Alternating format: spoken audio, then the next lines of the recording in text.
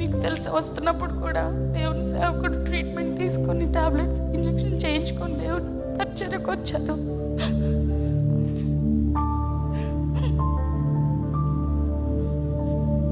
ఆరోగ్యాల కొరకు, ప్రయాణాల కొరకు ప్రార్థించమని మనసారా కోరుతున్నాను.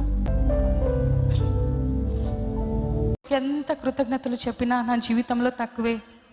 ప్రతి దినము కూడా ఈ యొక్క సేవ జీవితంలో నిజంగా దేవుడు అంతగా తోడ్పడుతూ మమ్మల్ని నడిపిస్తున్నాడంటే నిజంగా నేను మాటల్లో చెప్పలేను. రీసెంట్గా కువైట్ దేశం వెళ్ళినప్పుడు అక్కడ వేడి ద్వారో తెలీదు, ఓవర్ హీట్ చేసేసి ఇద్దరికిద్దరము సిక్ అయిపోయాము. దేవుని బిడ్డలారా, దేవుని సేవకుడు అక్కడే హాస్పిటల్లో అడ్మిట్ అయి ఉన్నారు. మరి నేను కూడా సిక్ అయిపోయాను. హోటల్ నుండి బయలుదేరాము, ఫ్లైట్ టైం అవుతా ఉంది. చక్కగా మమ్మల్ని సెండ్ ఆఫ్ ఇచ్చారు అక్కడ ఉన్న దేవుని సేవకులు.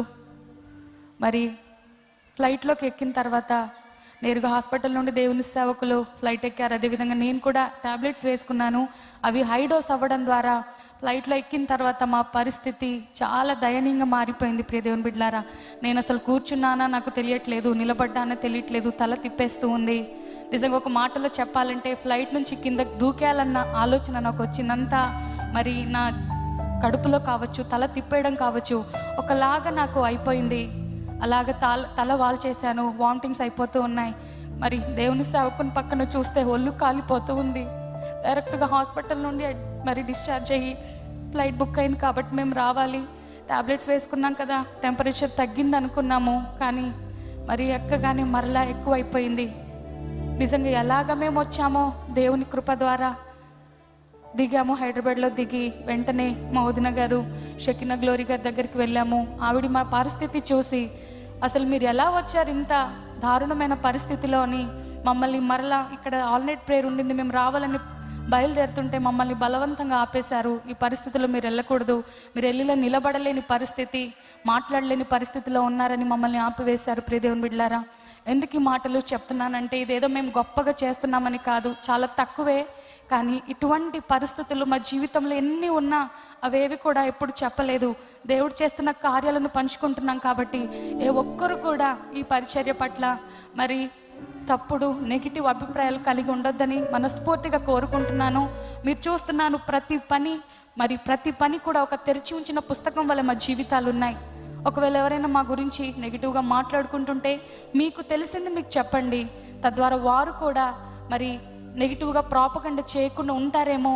ఎన్నో అవంతరాలు దేవా నీ సేవ చేస్తూ ముందుకెళ్తున్నప్పుడు ఇన్ని మాటల, ఇన్ని అవమానాలని నా ప్రార్థనలో ప్రభు దగ్గర అడుగుతున్నప్పుడు ప్రభువే మాకు ధైర్యమునిస్తూ ముందుకు తీసుకువెళ్తున్నాడు.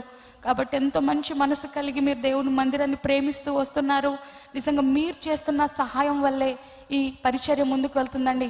ఎక్కడి నుండి కూడా ఎటువంటి సహాయం లేదు. దయచేసి మరొకసారి దేవుని సన్నిధిలో పుల్పిట్ మీద నిలబడి నేను చెప్తున్నాను, ఏ విదేశాల నుండి కానీ ఎక్కడి నుండి కానీ క్రైస్ట్ టెంపుల్కి సహాయం లేదు. చాలామంది అనుకుంటారు డాక్టర్ జాన్ వెస్లీ గారు ఇస్తారని. నిజంగా ఎక్కడి నుండి కూడా సహాయం లేదు. దేవుడే సహాయాన్ని మీ ద్వారా దేవుని బిడ్డలుగా మీరు ఇస్తున్న కానుక మరి యథార్థమైన సమర్పణ మీ గుప్పిలి విప్పుతున్నారు. ఆ యొక్క గుప్పిలి నుండి విత్తబడుతున్న కానుకల ద్వారా ఈ పరిచర్య ముందుకెళ్తుందని దేవుని సమ్ముఖంలోనే నిలబడి చెప్తున్నాను. నిజంగా ఈ పరిచర్య ఇంతే కాదు, మా విశ్వాసము, మా యొక్క మొండితనం చూస్తున్న వారు ప్రతి ఒక్కరు అంటున్న మాట, దేవుడి పరిచర్యను ఇంకా ఉన్నతంగా తీసుకువెళ్తారని. హల్లెలూయా.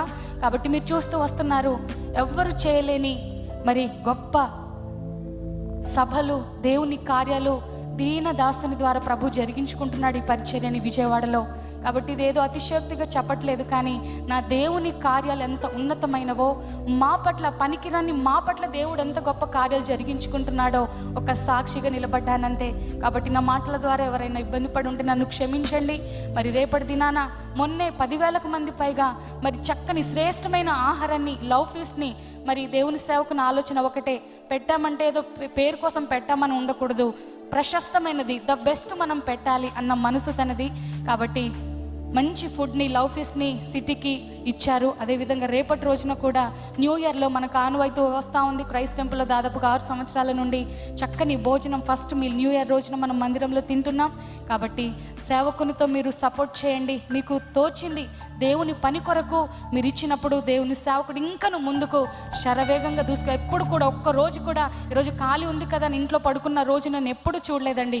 ఒకవేళ ఖాళీ దొరికిందంటే ఏదో ఒక మరి మెసేజెస్ షూటింగ్ చేయడమో, వేరే ప్రాంతానికి వెళ్ళి మరి ఏదో ఒక కార్యక్రమంలో నిమగ్నం అవుతూ ఉంటారు. నాతో ఒకటే మాట అంటారు, దేవుని సేవకుడు మనకి రేపటి రోజు లేదన్నట్లుగా ఈరోజే మన చివరి దినం అన్నట్లుగా దేవుని సేవ చేయాలమ్మా అంటూ ఉంటారు.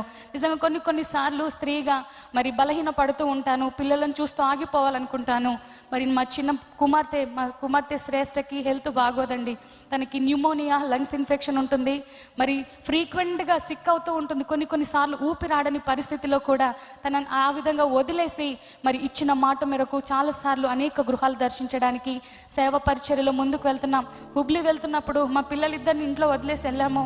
వారి పరిస్థితి బాగోలేదైనా కానీ ఆ ప్రాంతంలో వెళ్ళి సువార్త చేయాలయ్యా, 3 దినాలు డేట్స్ ఆల్రెడీ ఫిక్స్ అయిపోయాయి, మమ్మల్ని వాడుకోండి ప్రార్థన చేసుకొని బయలుదేరాము. మీరు చూసారు, ఎంతమంది లైవ్ చూసారో హుబ్లీ మీటింగ్స్ది నాకు తెలియదు, కానీ దేవుని సేవకునికి నిలబడడానికి కూడా శక్తి లేదండి.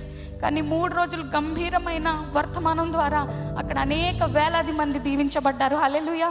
ఒక పక్క దగ్గొస్తున్న హాట్ వాటర్ తీసుకుంటూ శక్తి కొలది దేవుని వాక్యాన్ని అందించారు.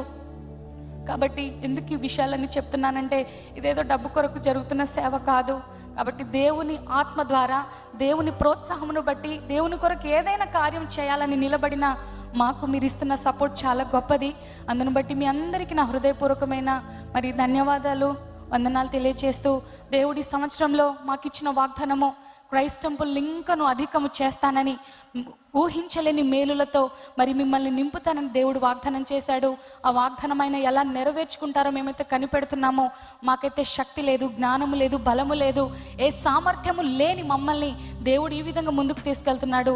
ఈ సంవత్సరంలో ఆయన పాదాలు పట్టుకొని ఆయన కార్యాలు చూడడం తప్ప మేము చేసేదేమీ లేదు. కాబట్టి మాతో పాటు మీరు అందరు ఉన్నారన్న బలము మాకు ఒకే ఒక బలం అండి. పాల్గారు ఎక్కడికి వెళ్తున్నా ఎవరన్నా ఫ్రెండ్స్ గురించి చెప్పుకుంటారేమో, బ్యాక్గ్రౌండ్ గురించి చెప్పుకుంటారేమో, సేవకుడిగా నేను చూస్తున్నాను ఎక్కడికి వెళ్తున్నా నా సంఘము చాలా బలమైనది, నాకున్న సపోర్ట్ నా సంఘమే అని ఎక్కడికి వెళ్ళినా చెప్తూ ఉంటారు. దాన్ని బట్టి నేను దేవుని స్తుతిస్తున్నాను. హల్లెలూయా. నిజంగా చాలా మందికి ఏంటి ఇలా చెప్తున్నారు అన్నట్లుగా ఉండొచ్చు, కానీ అది నాకు చాలా గొప్ప సాక్ష్యం ఈ రోజున.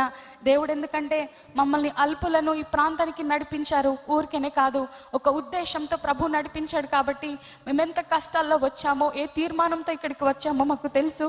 కాబట్టి ఈ రోజున దేవుడు ఆ యొక్క వాగ్దానాలన్నీ నెరవేరుస్తూ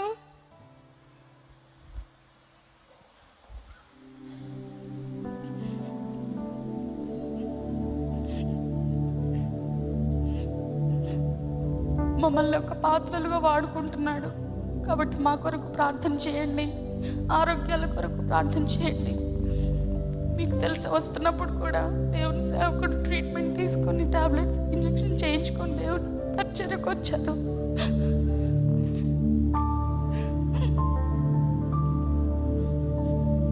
ఆరోగ్యాల కొరకు, ప్రయాణాల కొరకు ప్రార్థించమని మనసారి కోరుతున్నాను. దేవుడి మాటలు దీవించును గాక.